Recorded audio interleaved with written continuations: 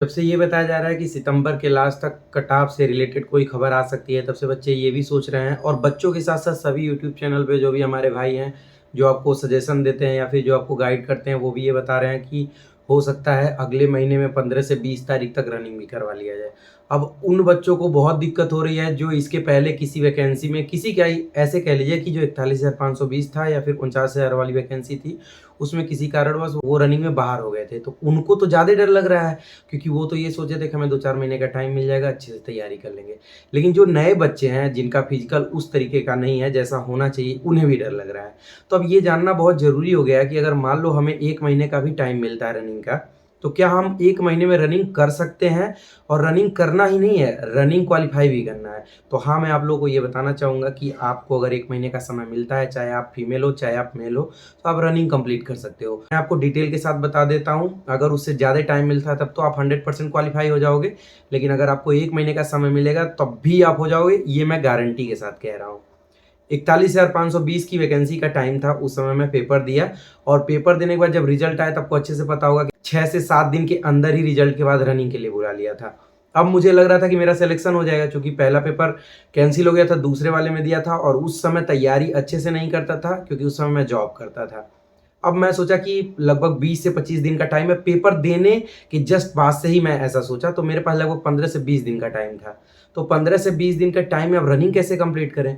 जब हमें कम समय मिलता है ना, तो रनिंग में इम्पोर्टेंट ये होता है कि हमारा जो एनर्जी है वो हमेशा हाई लेवल पे होनी चाहिए क्योंकि हमें कम समय मिल रहा है और हमारी बॉडी को रिलैक्स यानी कि बॉडी को हील करने का भी समय कम मिल रहा है। जैसे आप देखे होंगे कि जो रनिंग करते हैं एथलेटिक्स, उनको प्रॉपर बीच में गैप भी मिलता है रनिंग के बाद क्योंकि मांसपेशियाँ जो होती हैं जिसमें खिंचाव आ जाता है वो हील करती हैं, मतलब जो उसमें डैमेज आता है उसको वो रिकवर करती हैं। तो रिकवर करने का तो टाइम मिल नहीं रहा था। तब मैंने सोचा कि लाओ कुछ डाइट में बदलाव करते हैं क्योंकि एनर्जी ऐसी हो गई थी कि सीढ़ी चढ़ने में हालत खराब हो जा रही थी। जो जस्ट एड़ी के पीछे वाला भाग होता है ना, मतलब ये समझ लो कि पैर के जस्ट पीछे वाला, उसमें इतना तगड़ा दर्द हो रहा था कि मतलब अगर पैर ज़मीन पे रखता था तो चिलक जाता था पूरा, ऐसा लगता था कि पूरा शरीर हिल गया, वो कंडीशन हो गया था।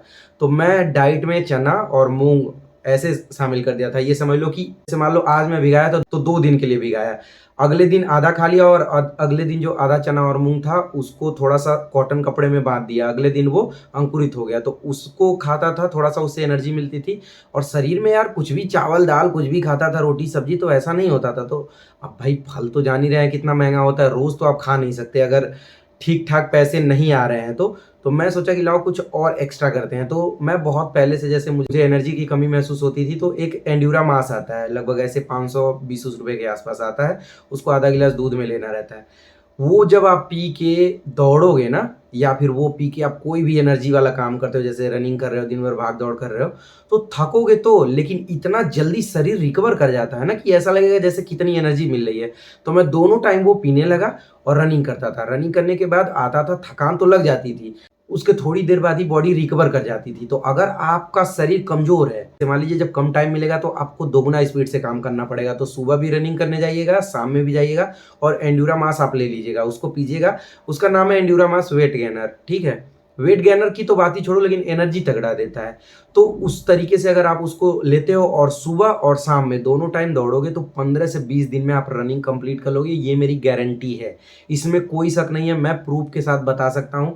अगर नहीं विश्वास होगा तो उस वीडियो का लिंक मैं डिस्क्रिप्शन बॉक्स में दे दूँगा, जिसमें मैं आपको बताऊँगा कि मैं क्या ले रहा था और उस समय की वीडियो है जिस समय मैं तैयारी करके जेल वार्डर का रनिंग का प्रिपरेशन कर रहा था। तो सेम वो सारी चीज़ें मेरे साथ हो चुकी हैं, इस वजह से मैं आपको गाइड कर रहा हूँ और प्रैक्टिकली जो गाइड होता है ना, वो वाक़ई में हमारे लिए बहुत ही फ़ायदेमंद होता है। तो बस आपको यही करना है, सुबह और शाम दौड़ने जाना है, बाकी शरीर को उस तरीके से बनाना है कि दोनों टाइम दौड़ने के लिए हमारे पास एनर्जी हो। और एनर्जी कैसे आएगी?